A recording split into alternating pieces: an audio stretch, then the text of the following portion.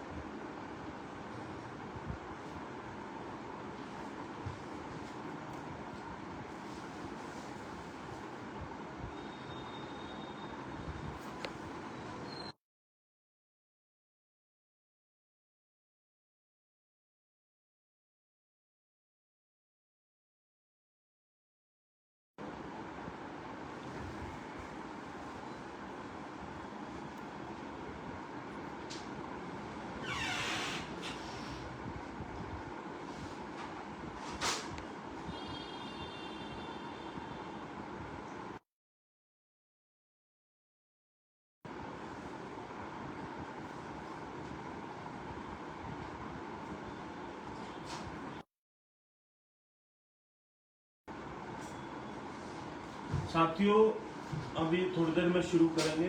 बहुत सारे साथी अभी जुड़ने वाले हैं तो 1 आध मिनट में शुरू करेंगे और जितने भी साथी हो ज़्यादा से ज़्यादा जुड़ जाएं, क्योंकि बहुत आवश्यक मुद्दा है और कहीं ना कहीं गांव देहात के वर्चस्व की लड़ाई के बारे में भी है और भी मुद्दे हैं। तो मेरा सभी साथियों से अनुरोध है कि ज़्यादा से ज़्यादा जुड़ जाएं, उसके बाद ही हम आगे की कार्रवाई शुरू करेंगे।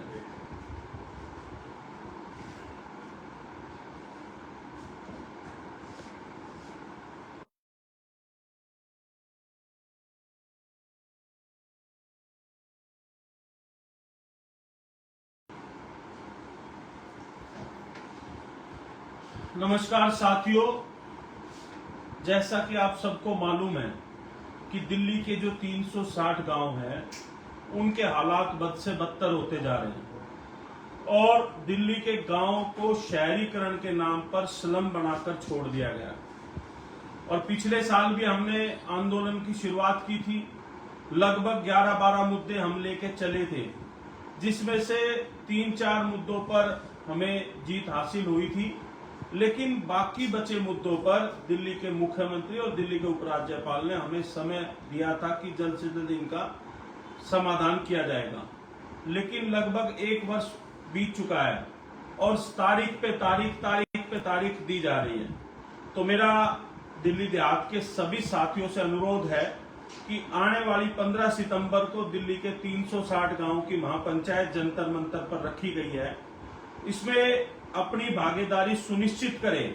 ये सिर्फ इन समस्याओं के समाधान की बात नहीं है, ये दिल्ली के गांव देहात के वर्चस्व को बचाने की लड़ाई है, ये दिल्ली को कहीं ना कहीं संवारने की लड़ाई है।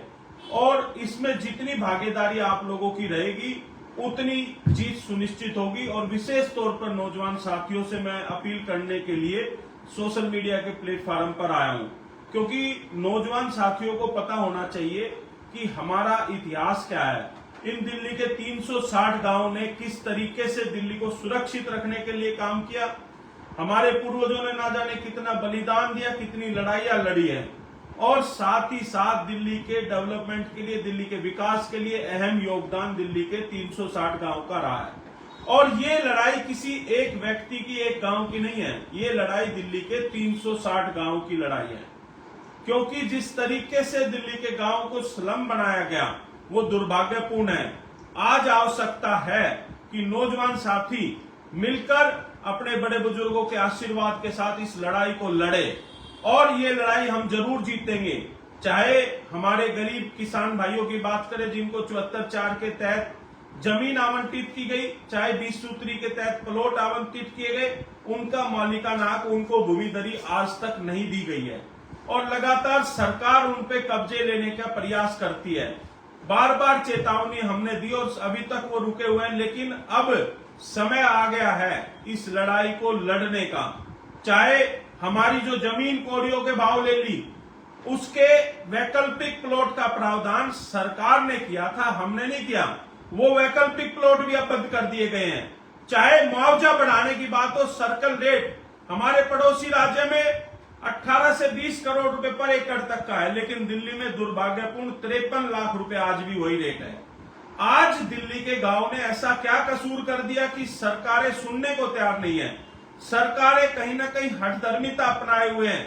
गांव को इतना उजाड़ने का काम क्यों सरकारें करती है?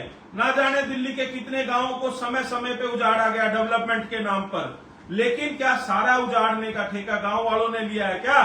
सरकारों को मैं खुली चेतावनी देना चाहता हूं कि दिल्ली के गांव अब बर्दाश्त नहीं करेंगे और अपनी लड़ाई खुद लड़ना जानते हैं और लड़ने के लिए तैयार हैं। आने वाली 15 सितंबर को एक बड़ी तादाद में दिल्ली के जंतर मंतर पर सुबह 11 बजे दिल्ली के 360 गांव के प्रत्येक नागरिक वहां पर पहुंचेगा और अपने हक अधिकार की लड़ाई को लड़ेगा। और भी मुद्दे इसमें हैं, चाहे वो जिस तरीके से 2007 में मास्टर प्लान लाने की बात हुई और आज 2024 हो गया, 17 सालों से हमें अटका के रखा है।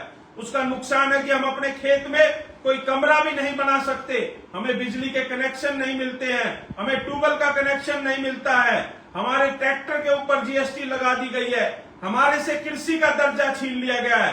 तो हम सरकार से कहना चाहते हैं, हम स्कीम नहीं लेके आए, स्कीम आप लेके आए मास्टर प्लान की, लैंड पूलिंग की, जीडीए पॉलिसी की, तो क्यों लटका के रखा है? जो सरकार, जो किसानों ने सुझाव दिए किसानों के हित में, वो लैंड पूलिंग जीडीए पॉलिसी आपको लागू करनी चाहिए, लेकिन किसानों द्वारा दिए गए सुझाव को मानकर ही करनी चाहिए। मास्टर प्लान लागू करना चाहिए।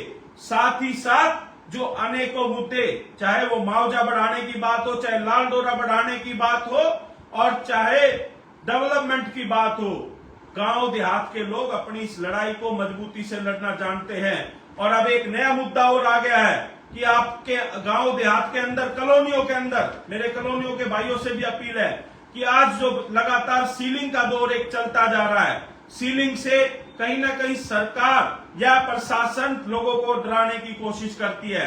मैं साफ तौर पे कहना चाहता हूं, प्रशासन को चेतावनी देना चाहता हूं कि किसी भी गांव में, कॉलोनी में घुसने का प्रयास ना करे। वहां पर लोग उसका विरोध भी करेंगे और मेरा आप सब साथियों से अनुरोध है कि जो भी मुद्दे हम लेकर चले, इनके अलावा भी जो 11-12 मुद्दे हमारे थे, वो सभी मुद्दों पर लड़ाई लड़ी जाएगी। आप सब बड़ी से बड़ी संख्या में 11 बजे 15 तारीख को जंतर मंतर पर पहुंचे, अपने हक अधिकार की लड़ाई लड़े। ये आपके हक अधिकार की लड़ाई है, ये आने वाली पीढ़ियों के भविष्य की लड़ाई है। ये कहीं ना कहीं आप आज अगर नहीं लड़ पाए तो आने वाली पीढ़ी आपको माफ नहीं करेंगी। तो मेरा सभी साथियों से अनुरोध है कि जो जो साथी इस वीडियो को देख रहा है वो इतना शेयर करे कि दिल्ली की सरकारों से केंद्र की सरकारों उन तक ये आवाज पहुंचनी चाहिए कि 15 तारीख को उनकी छाती के ऊपर दिल्ली के 360 गांव वहां पर मूंग दलने का काम करेंगे, अपने हक अधिकार की लड़ाई लड़ने का काम करेंगे। और इस बहकावे में, इस मुखालते में सरकार ना रहे कि दिल्ली के 360 गांव इतने कमजोर नहीं हुए हैं कि अपने हक अधिकार की लड़ाई ना लड़ सके।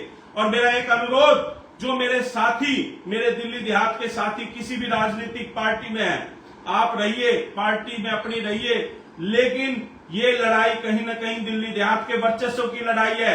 आप सबको भी पार्टियों से अलग हटकर दिल्ली देहात की इस लड़ाई में पूर्ण योगदान और समर्थन देना चाहिए, क्योंकि आने वाले चुनाव है। अगर कोई साथी ये सोचे कि इस लड़ाई से दूर रहकर वो पार्टियों के दम पर अगर चुनाव जीत जाएगा तो इस मुखालते में ना रहे। आज दिल्ली देहात को आपकी जरूरत है, तो आपका फर्ज बनता है कि आप आकर दिल्ली देहात के साथ खड़ा हो, और वरना आने वाले चुनाव में दिल्ली देहात माफ नहीं करेगा। और मैं दोनों तीनों पार्टियों को कहना चाहता हूं कि जो दिल्ली देहात की बात नहीं करेगा वो दिल्ली पे राज नहीं करेगा। हमें किसी राजनीतिक पार्टी से कोई लेना देना नहीं है। जो देहात की बात करेगा हम उसका साथ और समर्थन भी करेंगे, लेकिन जो विरोध, जो साथ नहीं करेगा, जो काम नहीं करेगा, उसका विरोध भी करेंगे। और सिर्फ अब की बार सिर्फ और सिर्फ ये मुखालते में ना रहे कि तारीख पे तारीख देकर इनको झूठे आश्वासन दे। हम समाधान लेने आ रहे हैं और समाधान लेकर जाएंगे।